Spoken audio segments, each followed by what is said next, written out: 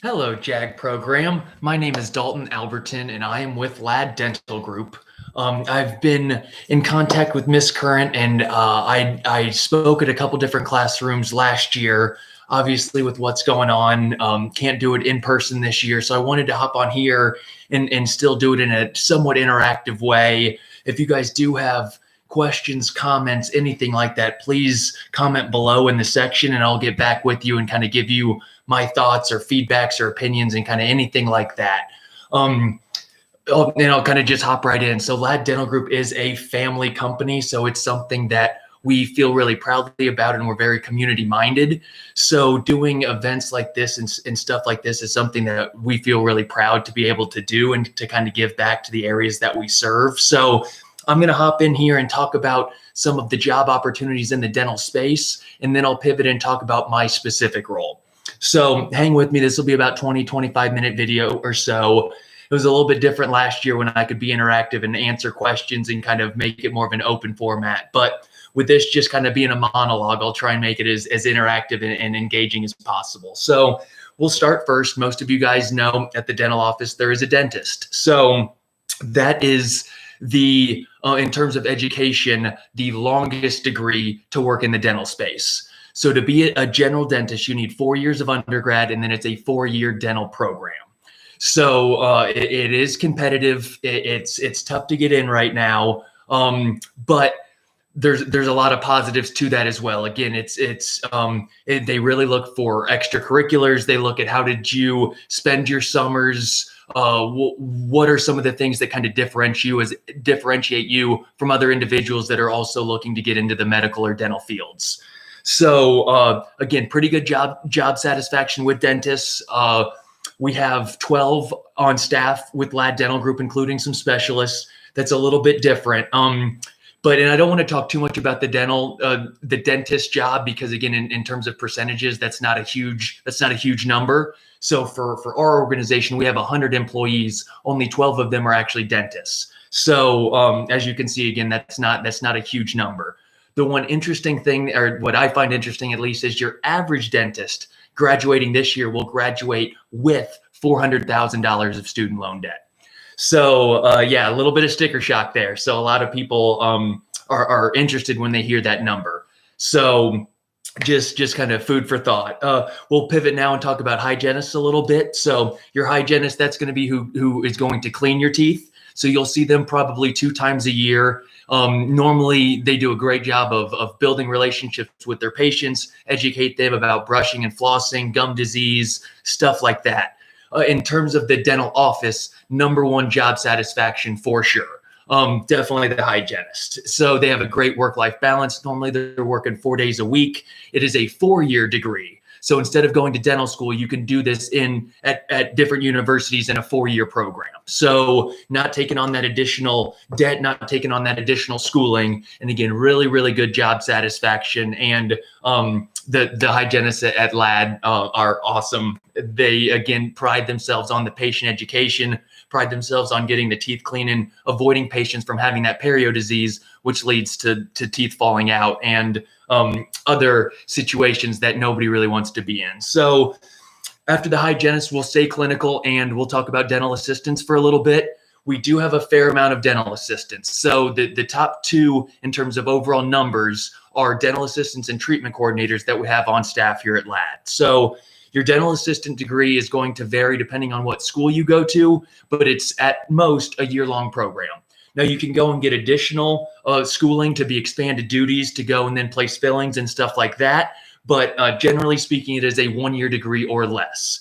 So those are going to be who assist the dentist with doing the procedures. So they'll be taking notes in the patient's chart. They'll be doing suction here in the state of Indiana. If they're expanded, they can place the filling. They can't remove the decay, but they can place the filling.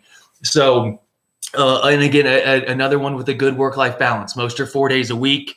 If taking care of people gives you satisfaction, it is a great job or industry for you. You get to see firsthand smiles be made over. You get to see people become really, really happy with a before and after, really give them the confidence sometimes that they're lacking based on not having the smile that they want, and give your patients the ability to chew food.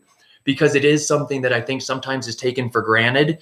And I think sometimes people are attracted by the aesthetics of dentures.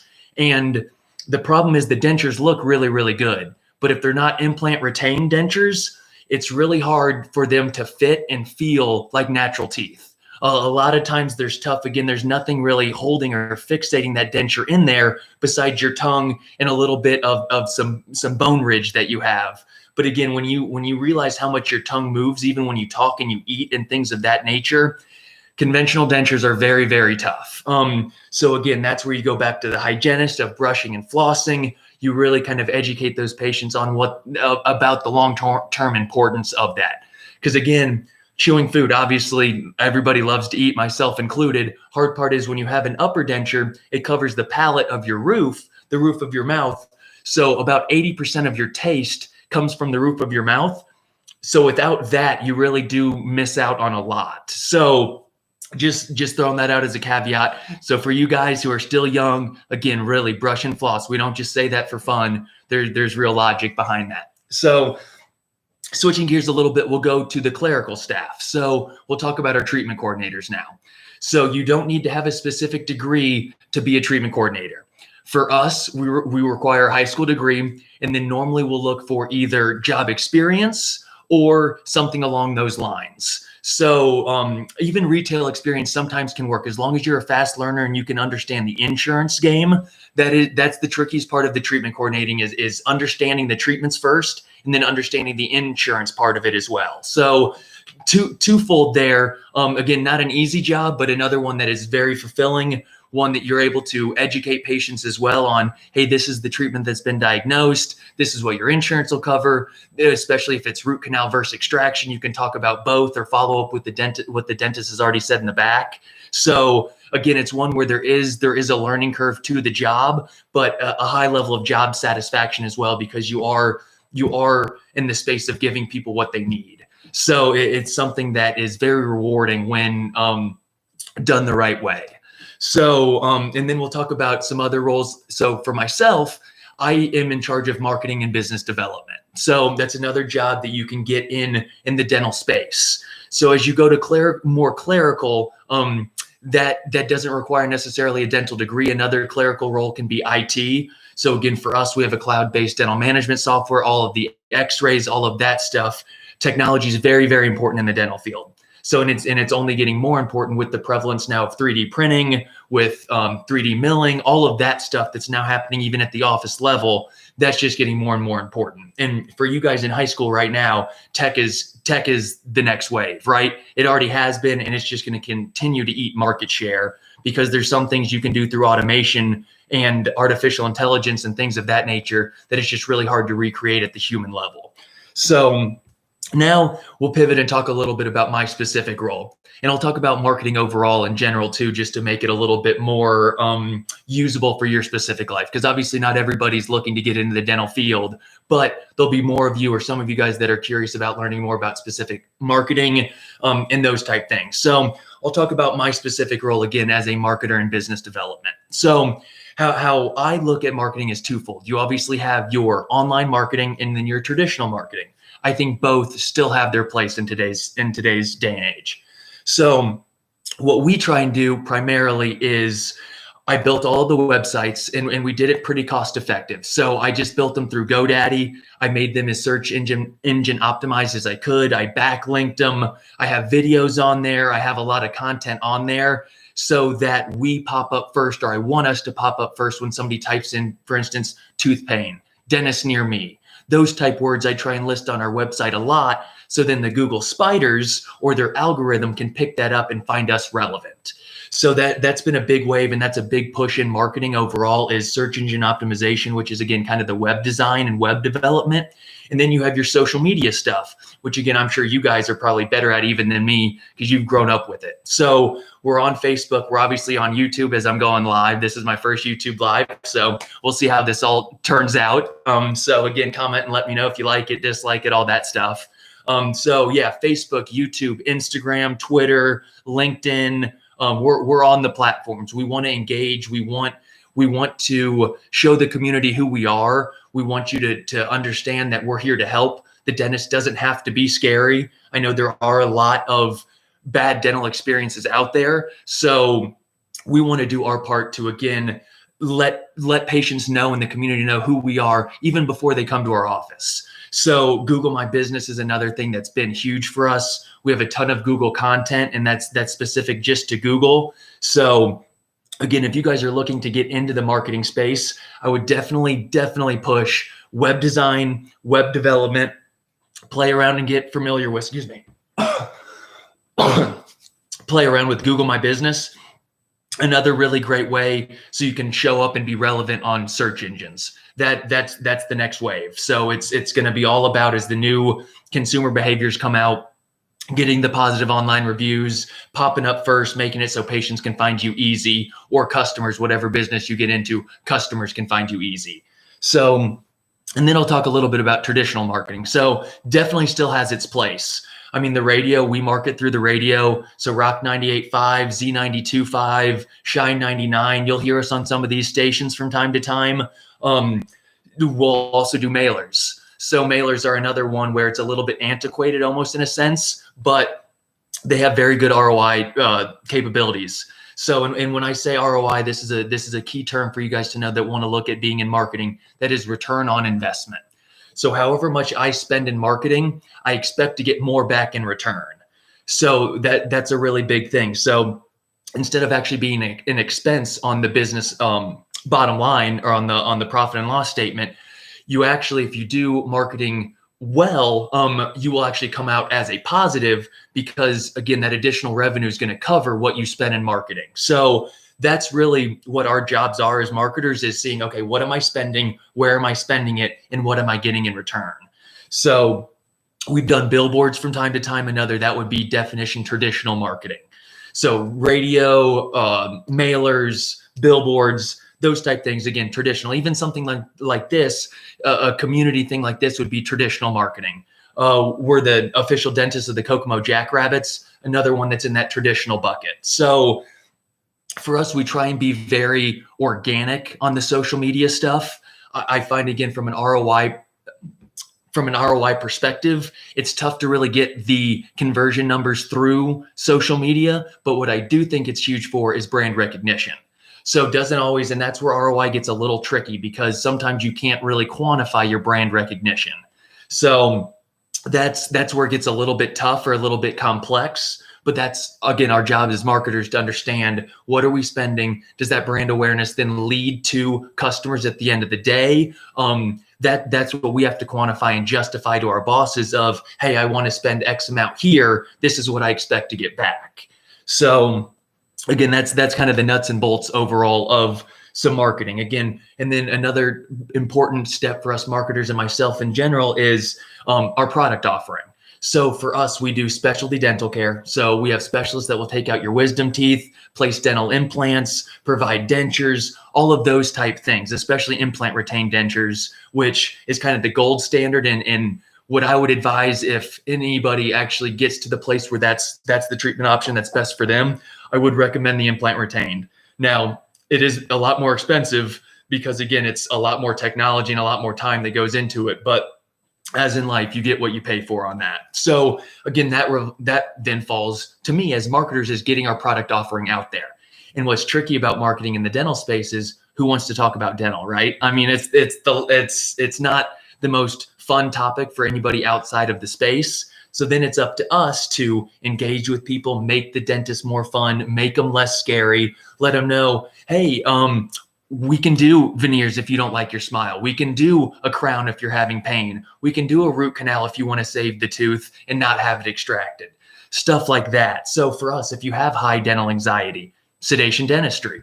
So I know as a marketer, the two primary reasons people don't come to the office: cost and fear.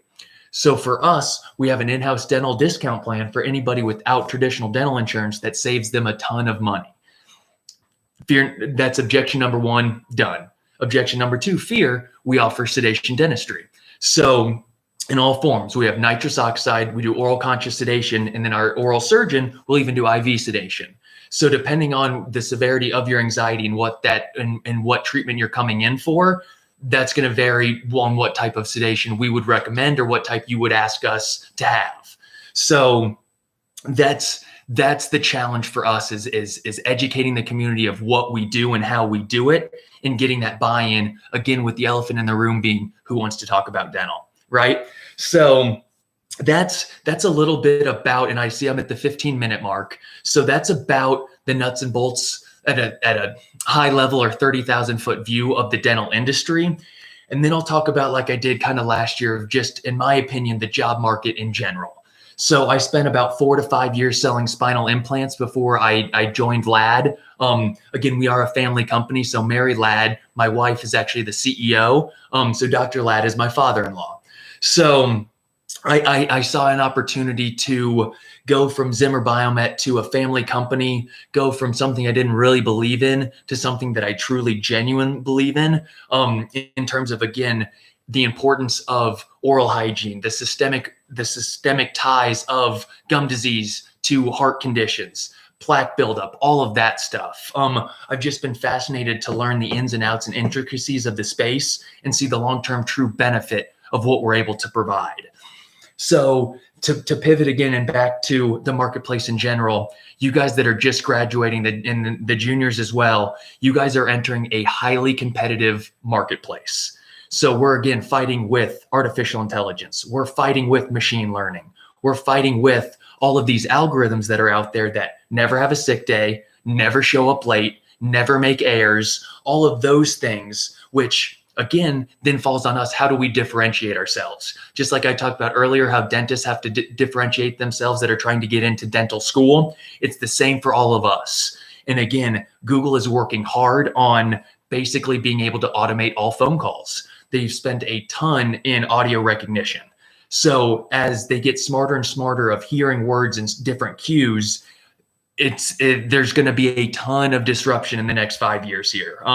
We're still just about to break through that kind of plateau, in my opinion, to where, again, that's going to fall on us. How do I differentiate myself?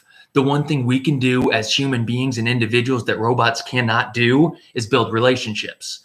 So it's going to really fall on us to, how do I build trust with my customers? How do I make it so I'm that option that they want to go to?